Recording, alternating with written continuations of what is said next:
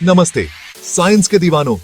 आज हम बात करने वाले हैं एक ऐसे कॉन्सेप्ट के बारे में जो आपको हैरान कर देगा। क्या आपको पता है कि एनर्जी एक मैजिक शो की तरह है? जैसे एक मैजिशियन अपने ट्रिक्स से हमें हैरान कर देता है, वैसे ही एनर्जी भी अपने ट्रांसफॉर्मेशन से हमें चकित कर देती है। ये फॉर्म बदलती रहती है लेकिन कभी गायब नहीं होती। सच में आपने देखा होगा कैसे एक लिक्विड का कलर चेंज होता है या आइस मेल्ट होती है। ये सब एनर्जी के ट्रांसफॉर्मेशंस हैं। इस कमाल के एक्ट का डायरेक्टर है फिजिक्स का एक बेसिक लॉ, थर्मोडायनेमिक्स का फर्स्ट लॉ। ये लॉ हमें बताता है कि एनर्जी को ना तो क्रिएट किया जा सकता है और न ही डिस्ट्रॉय किया जा सकता है।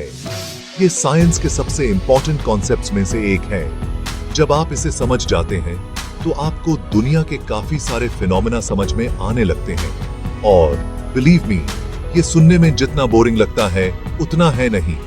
ये कंसेप्ट आपके साइंस के अंडरस्टैंडिंग को एक नया डिमेंशन देगा।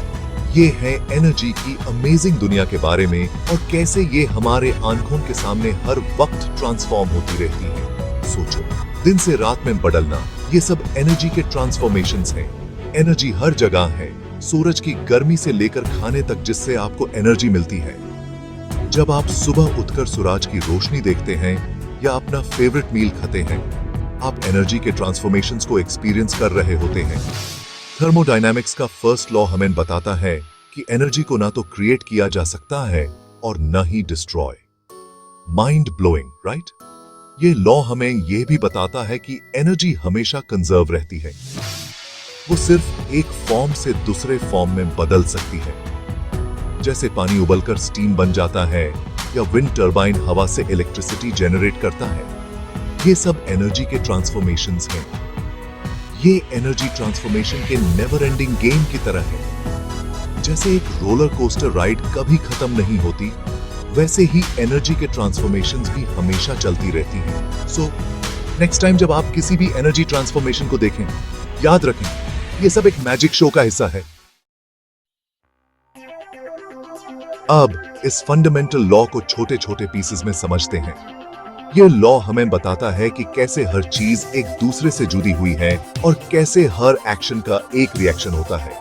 थर्मोडायनामिक्स का फर्स्ट लॉ पूरी तरह से बैलेंस के बारे में है। ये लॉ हमें यह समझाता है कि एनर्जी ना तो बनाई जा सकती है और ना ही खत्म की जा सकती है, बस एक फॉर्म से दूसरे फॉर्म में बदलती है। ये बताता है कि एक क्लोज्ड सिस्टम की टोटल एनर्जी हमेशा सेम रहती है।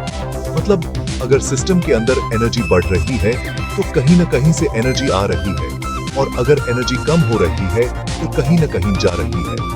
एक क्लोज्ड सिस्टम एक सील्ड बॉक्स की तरह है जहां कोई भी एनर्जी अंदर या बाहर नहीं जा सकती। ये बॉक्स हमेशा अपनी एनर्जी को मेंटेन करता है, चाहे अंदर कुछ भी हो रहा हो। उस बॉक्स के अंदर की एनर्जी फॉर्म बदल सकती है लेकिन टोटल अमाउंट सेम रहता है। जैसे पानी स्टीम में बदल सकता है और फिर वापस पानी बन सकता है, लेकिन एनर्जी का टोटल अमाउंट वही रहता है।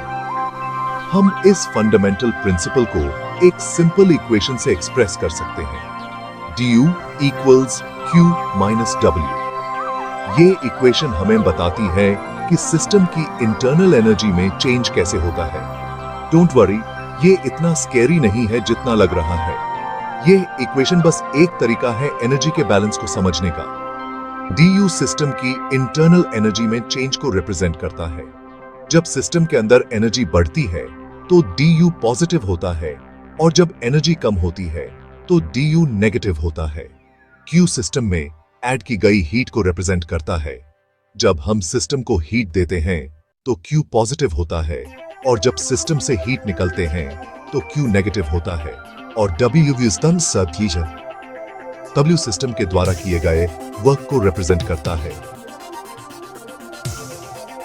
जब सिस्टम वर्क करता है तो W पॉजिटिव होता है, और जब सिस्टम पर वर्क होता है तो W नेगेटिव होता है। Easy PG. चलो रियल वर्ल्ड में चलते हैं और देखते हैं फर्स्ट लॉ को एक्शन में। ये लॉ हमें बताता है कि एनर्जी ना तो क्रिएट हो सकती है ना डिस्ट्रॉय, सिर्फ एक फॉर्म से दूसरी फॉर्म में बदलती है।